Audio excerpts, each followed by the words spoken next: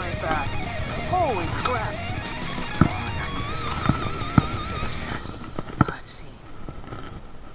Hey Bass Fanatics, welcome back to Fish Den 365.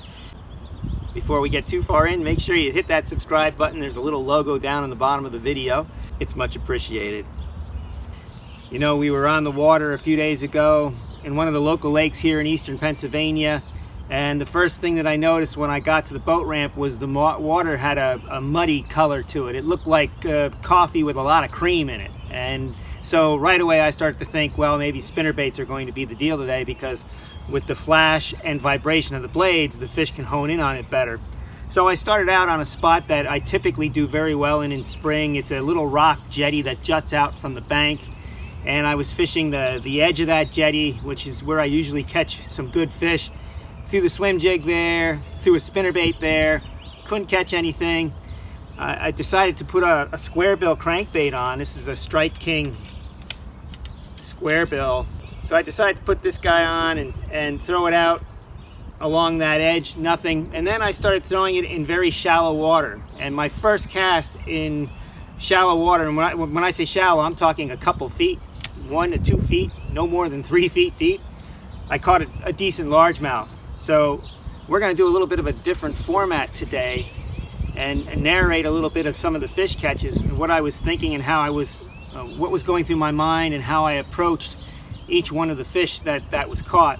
So this first fish that I caught, you know, it's one fish. It doesn't make a pattern, but it sometimes can be a big clue. And in this particular case, it was a big clue. And so we'll show you the fish catch and then get right back into it.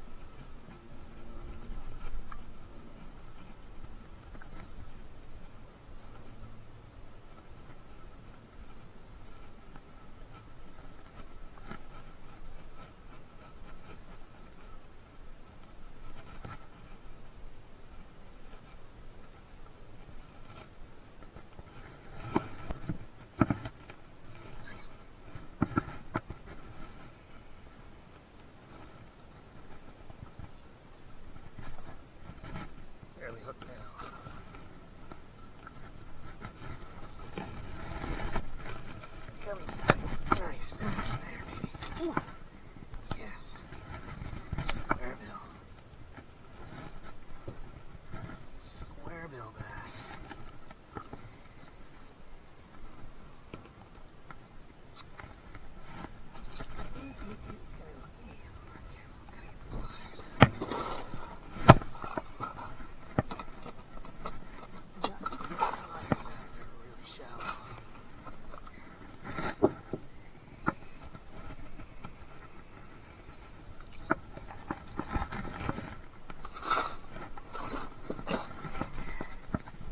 Beautiful fish. Get it back in the water.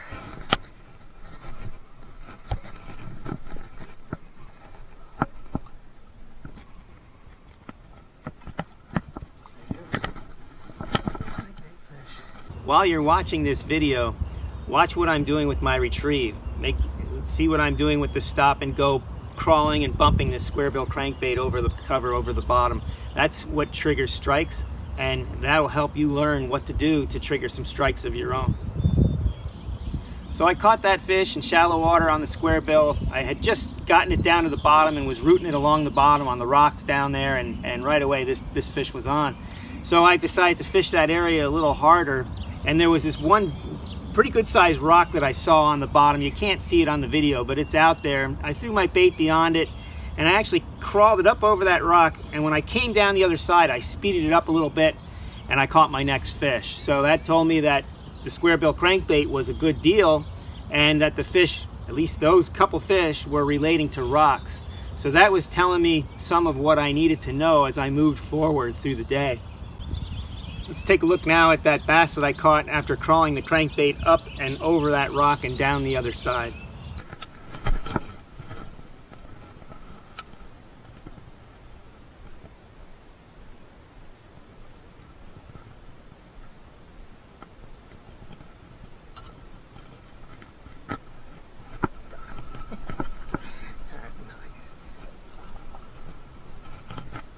Right where he was supposed to be, in front of that rock.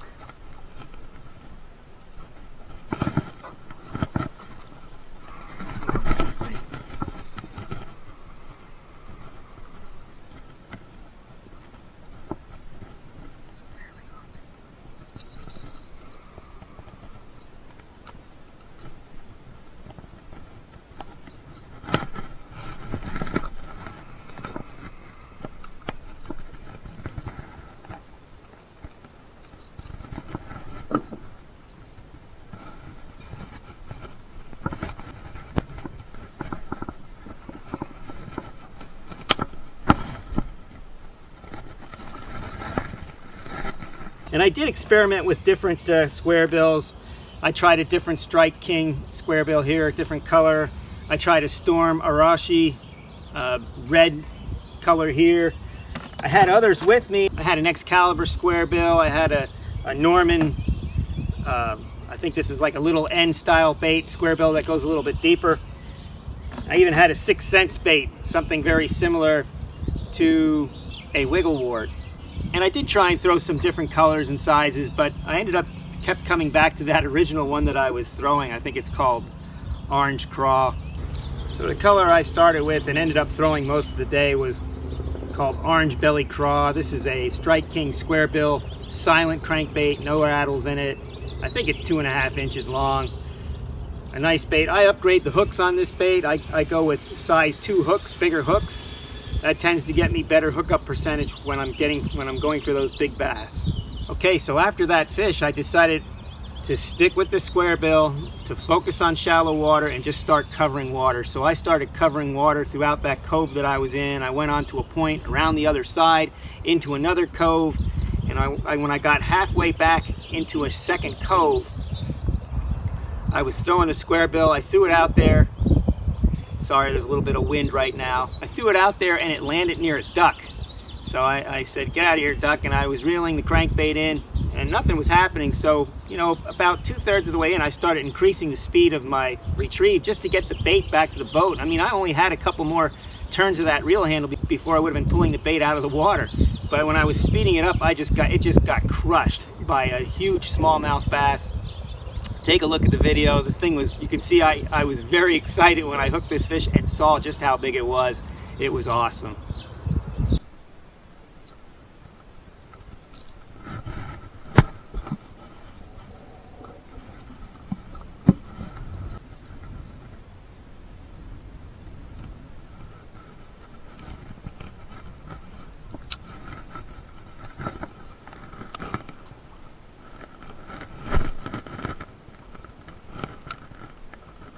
Get out of there, duck.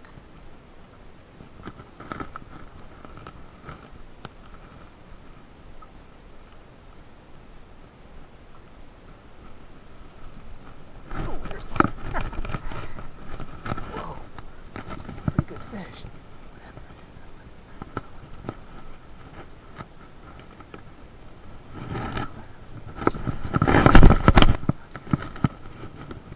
Oh my gosh, it's a giant bass. Holy crap! Oh, I gotta get this one. This is the biggest bass I've seen. Stay big, baby. Oh, she's a pig. Oh my gosh. Come here. She's barely hooked. Come here. Oh, come on.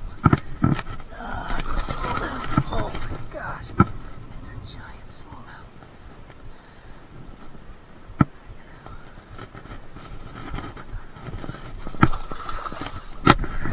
Oh my gosh, giganto smallmouth. Whew.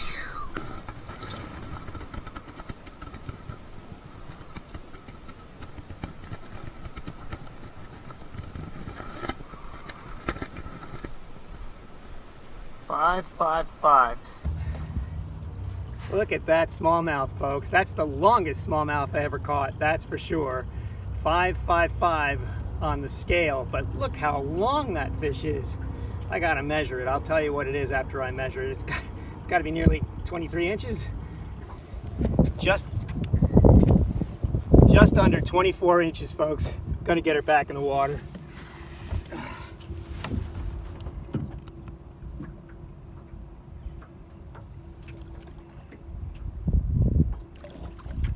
she's out of here, man. What a fish. That was a lot of fun. Let's get out there and do it some more. Wow. So I landed that smallmouth. That made my day right there. 5.55 pounds. Just under 24 inches. It was 23 7/8 inches long. Certainly the longest smallmouth I've caught ever. Maybe the heaviest. I'm not quite sure. I might have gotten a heavier one on another lake several years ago. So now I'm thinking, okay, I just got to keep throwing the square bill and move around. So I started going into all different areas of the lake, and I actually had quite a bit of a dry spell. I was going up lake, and the water was getting a little muddier as I was going. And finally, I was beginning to wonder if I should be throwing something else. And right as I was wondering that, I caught this little dink bass. It was a small bass, but it was enough to tell me not to put the bait down yet. Take a look.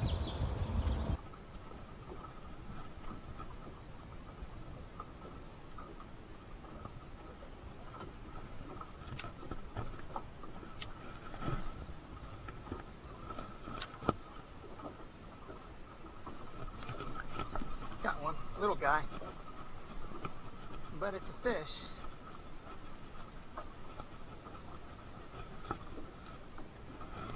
Been a while for a largemouth. Got a little bit of a dry spell.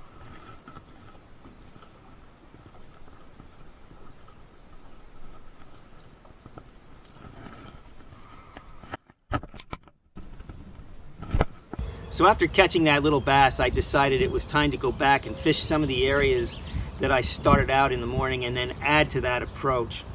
And I began thinking about focusing more on rocks. And so I came up to an area where there was some, it was actually at the boat, one of the boat launches. There's some riprap on the boat launch.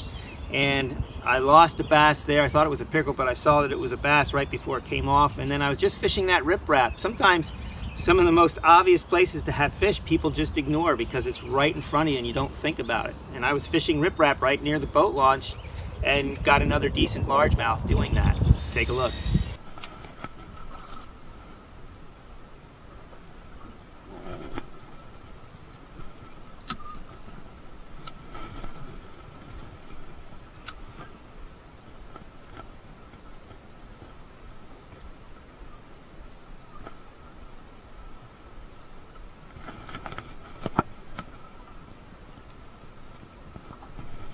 Got one. Pickerel. No, it's a bass. A skinny one, I guess.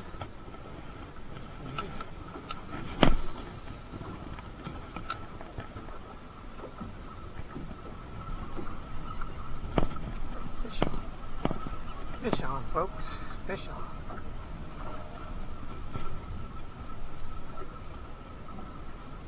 Pretty good. He's right out here in this ripper. He's coming up, coming up. Oh, it's a nice one. It's a nice one.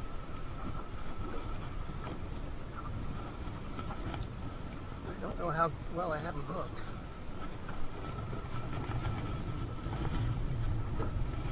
Barely have him hooked, folks. He's barely hooked.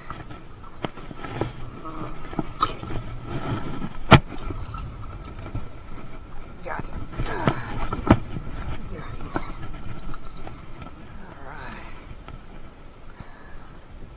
Well, that made my day a little bit better.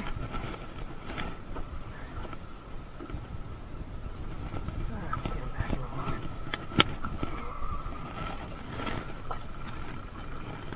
See you, dude. Let's get another one. From there, I went back into another cove, and I was thinking halfway back in these coves might be a good area because I caught that smallmouth halfway back. And I did hook a fish back there, but it came off. I saw him, he might have been a 2-pound largemouth, not giant. So by this point, it was getting to be late in the day, and there was this one particular rock pile that I wanted to fish that was close to the boat launch.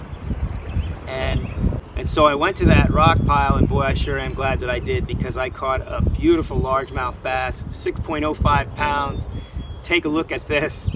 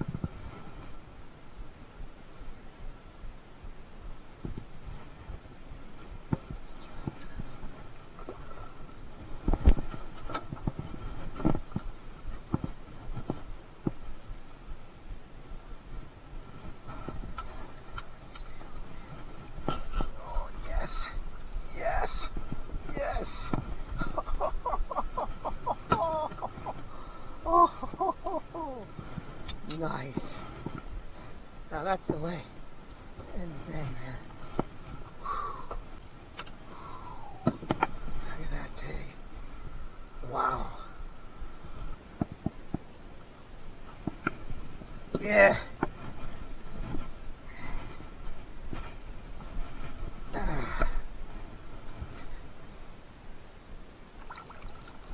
Fat one.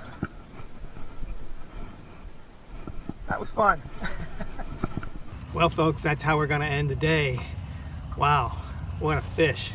That largemouth was over 6 pounds. There's a little rock pile where I decided to come back and finish there, and boy, I'm glad I decided to do that because he was there and he slammed that crankbait. Again, I was throwing a square bill most of the day today. We'll make the video and we'll see how it all comes out. It was a good day on the water. Interestingly, with that largemouth, there's a backstory that led up to that fish catch that I'll tell on another video, maybe in a couple of weeks from now, or maybe even less, but we'll go into that backstory. It's kind of interesting. So the square bill ruled the day for me, and I sure am glad that I brought the square bills along. I was really thinking that it was going to be a spinnerbait or swim jig type of day, but it wasn't the deal. They wanted that square bill for sure, and they were in very shallow water. I would imagine that could be repeated still. I'm hoping to get out there again within the next few days. Not sure if it's going to play out for me or not. I have a trip to do with my dad today. I'm taking him trout fishing on the Little Lehigh, so we'll see how that goes. Make sure you hit that subscribe button. It should be right down here somewhere on the video. It's got my logo on it. Well, I hope this video was helpful for you. If you like the video, hit that like button. Subscribe to the channel. Share it with your friends. Feel free to comment. And I look forward to seeing you next time. Remember, we're certified Bassified, and may God bless your fishing endeavors. We'll see you next time.